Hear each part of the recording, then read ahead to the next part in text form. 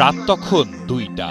চারদিকে ঘুটঘুটে অন্ধকার আর নিস্তব্ধতা। পরিবারের সদস্যরাও গভীর ঘুমে, কিন্তু এরই মধ্যে ঘর থেকে উধাও হয়ে যায় যুবক ফারহান তালুকদার।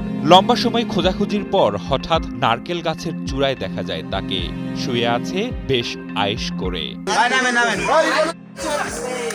শুনে রূপকথার গল্প মনে হলেও বাস্তবে এমনই ঘটনা ঘটেছে, যা নিয়ে এলাকায় চলছে তোলপাড়। আতঙ্কে দিন পার করছেন স্থানীয়রা। তবে সবার মনে প্রশ্ন, এত রাতে সে কিভাবে নারকেল গাছে উঠল? তাহলে কি জিনে তাকে গাছে উঠিয়েছে? কি কারণে? পড়াশোনা নষ্ট।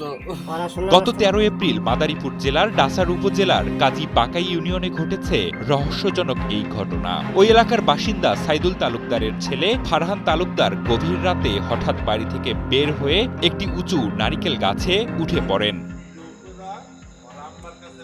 স্থানীয়রা জানান, পরিবারের সদস্যরা বিষয়টি টের পেয়ে তাকে নামানোর চেষ্টা করলে অসংলগ্ন আচরণ করেন ফারহান। এ সময় তারা টর্চ লাইটের আলো ফেলে তাকে নিচে নামতে অনুরোধ করলেও নামেননি তিনি। পরে ফায়ার সার্ভিস এসে নারকেল গাছ থেকে সেই যুবককে নামান।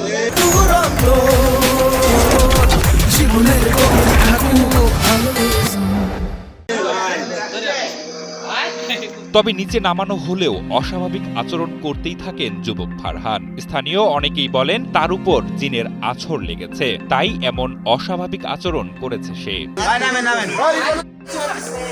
অন্ধকার গভীর রাতে নারকেল গাছের চূড়ায় ওঠার ঘটনায় আতঙ্কিত কাজী বাকাই ইউনিয়নের মানুষ। তবে এ বিষয়ে ডাসার থানার ভারপ্রাপ্ত কর্মকর্তা মোহাম্মদ তরিকুল ইসলাম জানান, ঘটনার কারণ সম্পর্কে এখনো নিশ্চিত হওয়া যায়নি। কি কারণে তিনি এমন কাজ করেছেন তা খতিয়ে দেখা হচ্ছে।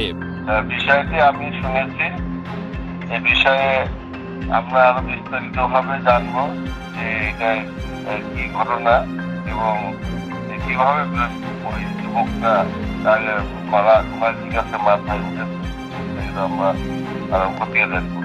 রহস্য, বিশ্বাস আর গুজবের গল্পে এখন সরব পুরো এলাকা। কিন্তু গভীর রাতে যুবকের নারকেল গাছের চূড়ায় ওঠা নিয়ে এখনো সবার জল্পনা আর আলোচনা চলছে। তবে এই ঘটনার পেছনে বাস্তবতা কতটা আর কল্পনা কতটা, সেটি এখন সবার জানার বিষয়।